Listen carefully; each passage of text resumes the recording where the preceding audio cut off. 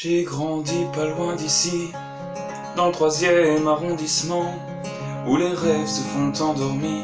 Une fois debout, on n'a plus le temps. Mon père gagnait sa vie à l'usine de Camaro, pareil comme son père avant lui, même qui posait le même morceau.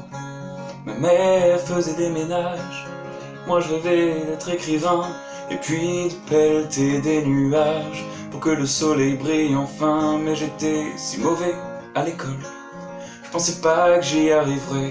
J'étais pas de ceux qu'on traitait de bol, même quand je donnais tout ce que j'avais. Et y avait Monsieur Desilets, un prof fin et disponible, qui m'avait pris sous son aile. Il croyait en mon talent subtil. Dommage, ça n'allait rien changer.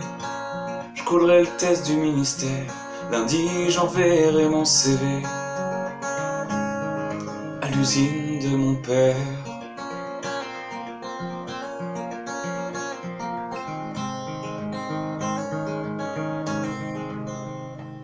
Mais la veille de l'examen final, le bon monsieur Desilets m'a tendu un crayon banal, roulé dans un velours épais, et puis tout en fixant ma main, il a dit: ce crayon-là, il est magique, prends-le demain, à l'examen, il sait les réponses et les répliques.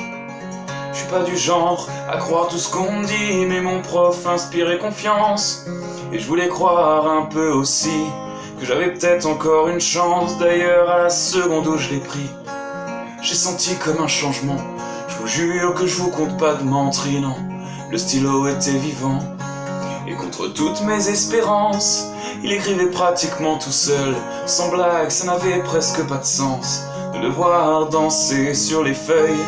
J'ai donc passé mon examen comme un petit test de routine, avec quelque chose comme 80, presque aussi haut que mon estime.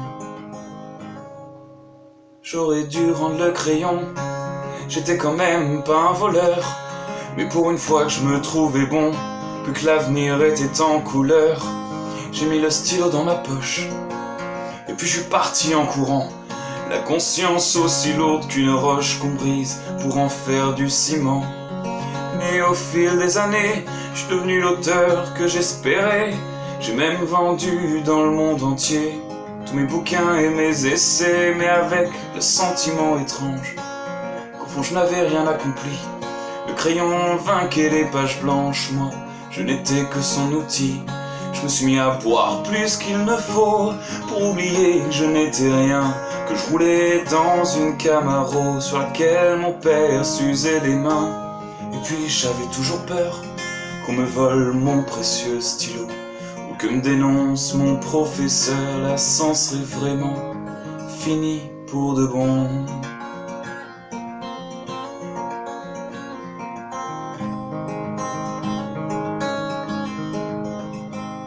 Il m'a retrouvé hier soir à une séance de dédicace.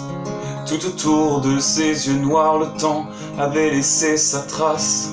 Je lui devais mon succès et des excuses comme de raisons. Je lui ai dit: Monsieur Desilets, vous venez chercher votre crayon. Il m'a souri tristement en disant: t'as toujours pas compris, il est dans ta tête, ton grand talent. Le crayon venait de chez Uniprix. Laisse-moi te regarder maintenant, je suis si fier de toi.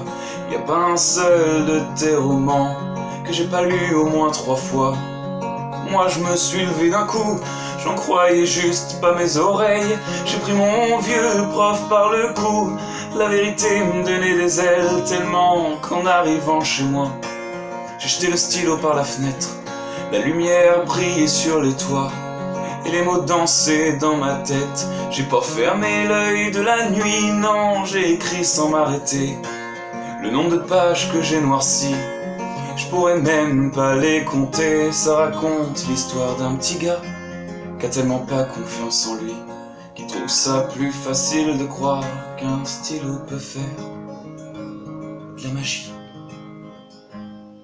Car dans le 3e arrondissement, les rêves volent pas très haut, on les laisse poser sur un banc devant l'usine de Camaro.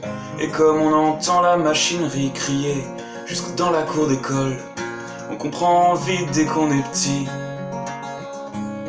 y a juste les oiseaux qui s'envolent.